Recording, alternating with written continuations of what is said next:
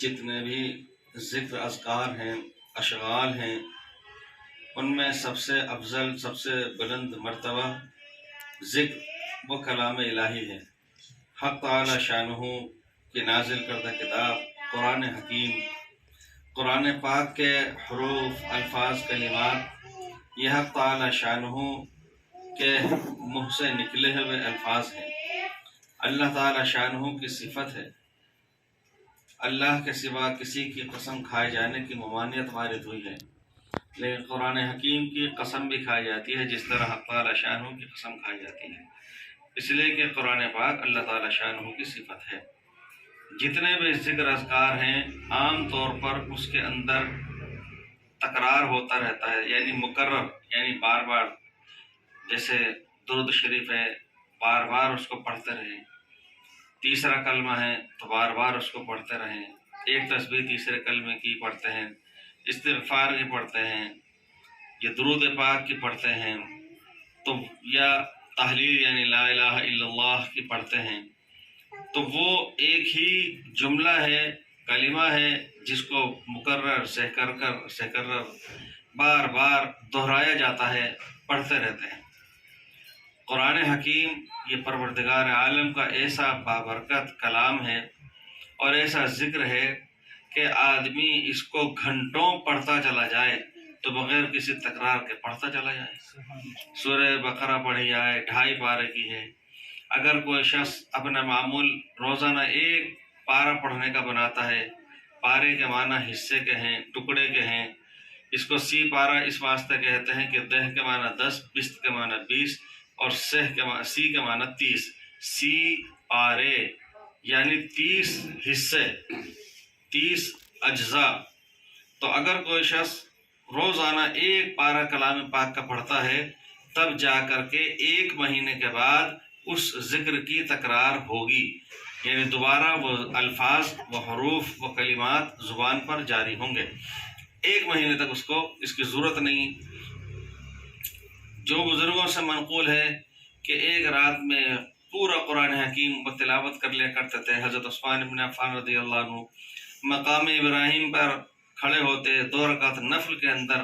شروعات کرتے تھے اور ختم کر دیا کرتے تھے، لیکن پوری رات میں اس کی تکرار کی نوبت نہیں آتی تھی کہ دوبارہ اس حصے کو پڑھیں، دوبارہ کسی سورت کو پڑھیں، دوبارہ کسی رکوع کو پڑھیں، سوائے سورہ فاتحہ کے کہ وہ تو بطور وجوب کے ہر رکعت میں پڑھی ہی جاتی ہے۔ تو قرآن پاک اللہ تعالی شانہ کا ایسا بابرکت کلام ہے، کلام الملوک ملوک الکلام، سب سے زیادہ عظمت والا، سب سے زیادہ برکت والا،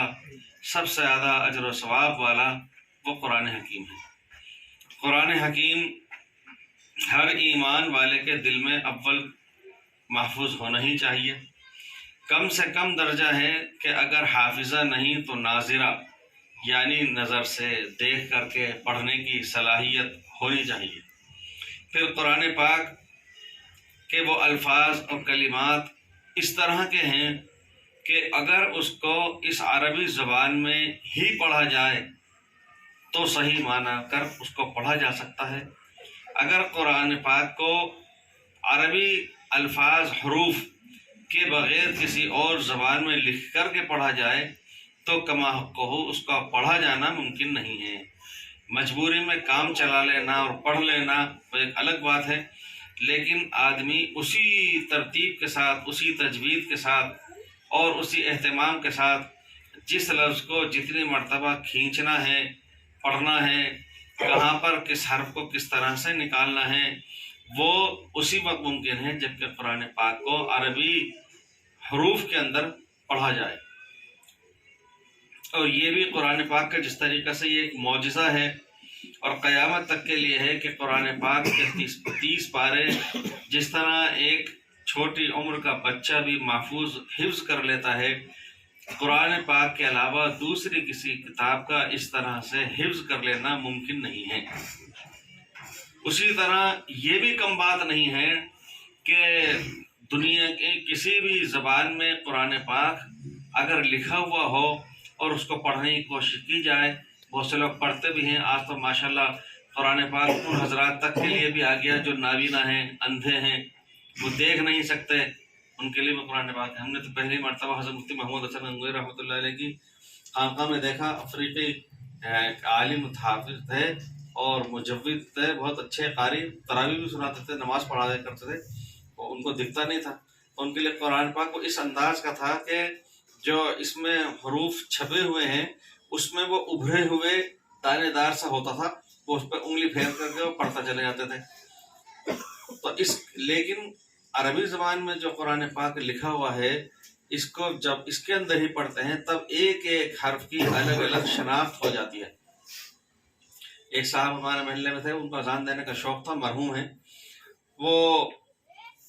فرق کرتے تھے سین میں اور صاد میں، تو وہ اذان جب دیتے تھے حی علی الصلاح کہتے تھے، اس لیے کہ وہ یہ فرق سمجھتے تھے کہ صلاح کہہ دیا تو سین کی آواز ہے، اور صلاح کہہ دیا تو صاد کی آواز ہو جائے گی، جبکہ یہ تو فرق زبر کا اور پیش کا ہوا، آواز کا فرق نہیں ہوا، اس کے مخرج کا فرق نہیں ہوا۔ تو جہاں ایک بچہ یا بچی قرآن حکیم ناظرہ یعنی دیکھ کر کے بھی اگر پڑھ لے تو یہ بھی حقیقت میں قرآن پاک کا ایک معجزہ ہی ہے۔ یہ الگ بات ہے کہ حفظ کے طور پر پڑھ لے تو وہ اس سے بڑا معجزہ ہے، لیکن بے شک یہ بھی ایک معجزہ ہے۔ اور پھر قرآن پاک صرف تلاوت کی حد تک، یہ قرات کی حد تک نہیں، بہت سے حضرات جو قرآن پاک پڑھ لیتے ہیں، بہت سی خواتین ہیں جو قرآن پاک سے اتنی محبت رکھتی ہیں، اتنی عظمت اس کی کرتی ہیں، اتنا اہتمام کرتی ہیں کہ اس کے اوپر خوشبو بھی لگاتی ہیں، اس کو بہت بابرکت صاف شفاف جزدان میں رکھتی ہیں اور اس کو روزانہ کھولتی ہیں، پڑھتی بھی ہیں۔ لیکن ہمارے بہت سے بھائی اور بہت سی بہنیں، وہ مجھے کل ہی کسی ایک صاحب نے بتایا کہ ان کے والدہ برسہ برس گزر گئے روزانہ سورہ بقرہ پڑھتی ہیں، تو میں نے ان سے پوچھا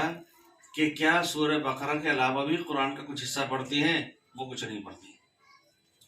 تو قرآن پاک کا بہت بڑا حصہ تو چھوٹ رہا ہے ہم سے، اس لیے کہ سورہ بقرہ اگر روزانہ نہیں بھی پڑھی جائے تو میدان محشر میں سوال نہیں ہوگا، لیکن سوال یہ ہو سکتا ہے کہ قرآن پاک کی تلاوت کیوں نہیں کرتے تھے؟ ہم نے 2.5 پارے روزانہ پڑھ لیے اور باقی 2.5 پارے کے علاوہ کہ قرآن حکیم 27.5 پارے وہ ہمارے برسوں گزرنے کے بعد بھی پڑھنے میں نہیں آئے۔ تو قرآن پاک گھر میں بھی پڑھتے رہنے کی ترتیب یہ ضرور ہونی چاہیے کہ 1 پارہ یا آدھ پارہ جو بھی مقدار ہے اس کو پڑھتے رہیں۔ بہت سے حضرات اور بہت سی بہنیں وہ طے کر لیتی ہیں فجر کے بعد فلاں سورت پڑھنی ہے، فجر نماز کے بعد فلاں سورت پڑھنی ہے، کسی نماز کے بعد سورہ رحمان، کسی کے بعد سورہ یاسین شریف، کسی کے بعد میں سورہ فتح، کسی کے بعد میں سورہ واقعہ، یہ پڑھنے کا ان کا اہتمام ہوتا ہے۔ تو یہ تو حلمی مزید میں ہے، لیکن اصل تو تلاوت وہ ہے کہ جو قرآن پاک کی ترتیب کے ساتھ میں کی ہی جاتی رہتی ہے۔ ابھی ماشاءاللہ اس طالبہ نے، اس بچی نے قرآن پاک کے ختم کے اندر جو صورتیں پڑھی تو اسی وقت میں شروع بھی کر دیا۔ یہ شروع کر دینا اس بات کی علامت اور نشانی ہے کہ قرآن پاک پڑھ کر کے رکھ دینے کا نہیں ہوا کرتا۔ جس مجلس میں، جس محفل میں یہ پورا کیا جائے، ختم کیا جائے، اسی مجلس میں آگے کے لیے بھی شروع کر کے رکھ دیا جائے۔ تو اللہ تعالیٰ شانہ اس کو قبول فرمائے۔ یہ والدین کا فریضہ ہے اور بہت بڑا فریضہ ہے کہ ہم ہر ایک اولاد کو، بیٹا بیٹی، پوتا پوتی، نواسا نواسی، حضرت شیخ علیہ السلام مولانا سید حسین مدنی رحمۃ اللہ علیہ کے پوتے پرسوں آگے گئے جب اس خان وادے کے اندر جتنے بھی حضرت شیخ علیہ السلام کے پڑ پوتا، پڑ پوتی، پڑ نواسے، پڑ نواسیاں جتنے بھی ہیں، ان میں سے کوئی ایک ایسا نہیں ہے جو قرآن پاک پڑھا ہوا نہ ہو۔ بیشتر وہ ہیں جو عالم ہیں، حافظ قرآن ہیں۔ اسی طریقے سے یہ صدیق کاندھلہ کا خاندان، خان وادہ، تقریباً سارے کے سارے حافظ قرآن عالم دین ہیں۔ کم سے کم درجہ یہ ہے کہ ہم اپنی اولاد میں سے ہر ایک کو قرآن حکیم کم سے کم ناظرہ تو پڑھوا میں۔ اللہ تعالیٰ شان ہو قرآن پاک کے اس پڑھنے کو، پڑھوانے کو اپنی بارگاہ عالیہ میں قبول فرمائے اور اس کا صحیح معنی میں ادب احترام کرنے کی، ہمیشہ پابندی سے تلاوت کرتے رہنے کی بھی توفیق عطا فرمائے۔